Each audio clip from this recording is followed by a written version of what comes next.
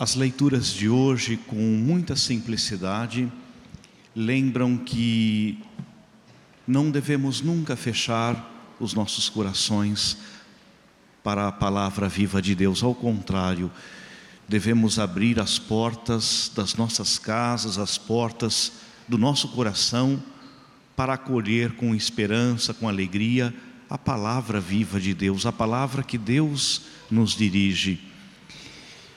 O Salmo 94 traz essa expressão tão bonita na liturgia de hoje: não fecheis os vossos corações como em Meriba. O Salmo 94 faz referência a esse episódio bíblico que aconteceu na época em que Moisés ainda atravessava com o povo o deserto em busca da terra prometida. E lá nesse deserto, em Meriba, pelo poder de Deus, a água jorra com abundância, para refazer certamente a esperança, a força, a coragem do povo que caminhava pelo deserto.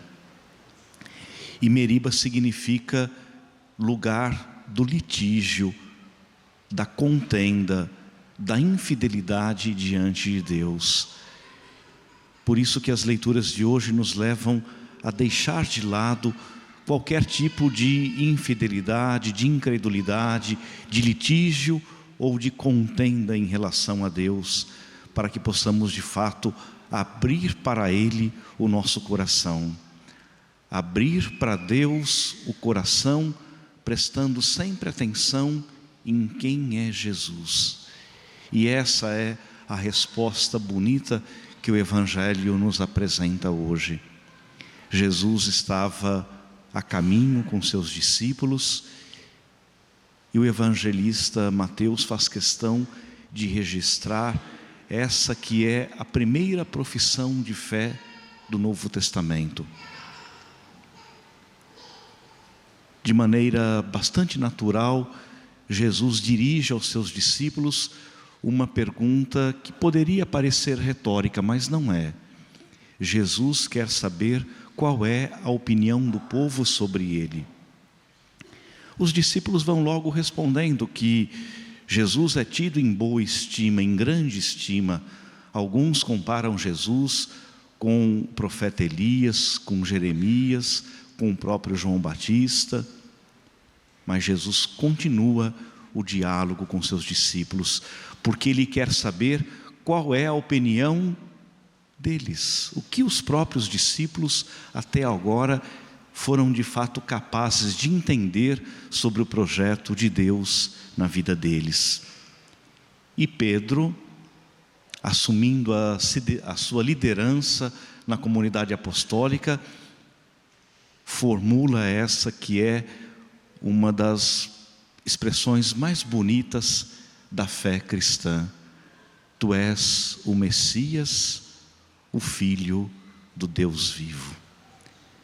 Quem é Jesus para você? Qual é a diferença que Deus traz para o seu cotidiano, para a sua rotina, para o seu dia a dia?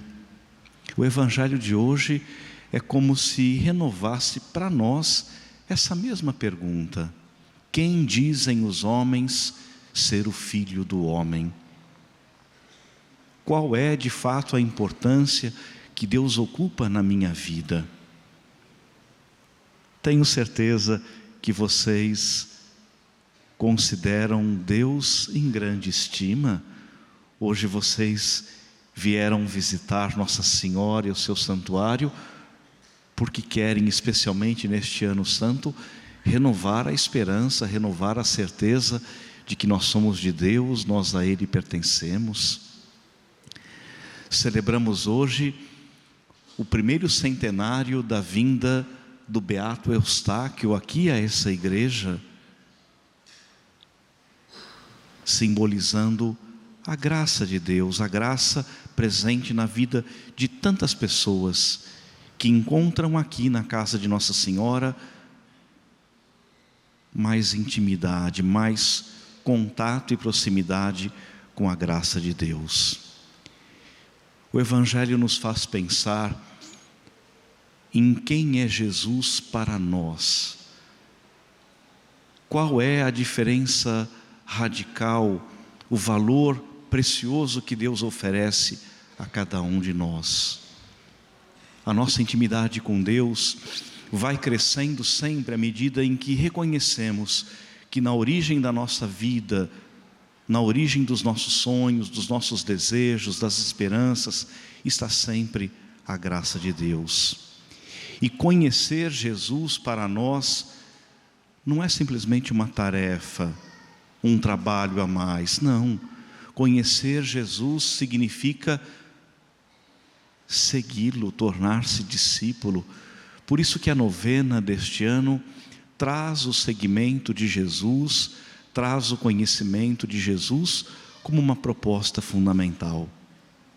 Com Maria, mãe da esperança, conhecer Jesus e cuidar da vida. O Evangelho de hoje nos mostra esse bonito testemunho dos apóstolos, que reconhecem Jesus como verdadeiro Deus e verdadeiro homem. Que nós possamos também, não só no dia de hoje, na nossa romaria, no nosso momento de oração, aí na nossa casa, mas que nós possamos em todos os momentos da nossa vida reconhecer que Jesus é de fato o Filho do Deus vivo e que nele nós também nos tornamos filhos e filhas queridas. Na carta aos Romanos, São Paulo tem uma expressão muito bonita dizendo que em Jesus nós nos tornamos filhos herdeiros. Nós somos a família de Deus e amamos Nossa Senhora. Por isso que na casa da Mãe Aparecida, neste ano tão especial, ano de júbilo, ano de esperança, queremos renovar a nossa fé no Deus vivo e vencedor. Que a Mãe de Deus nos proteja hoje e sempre.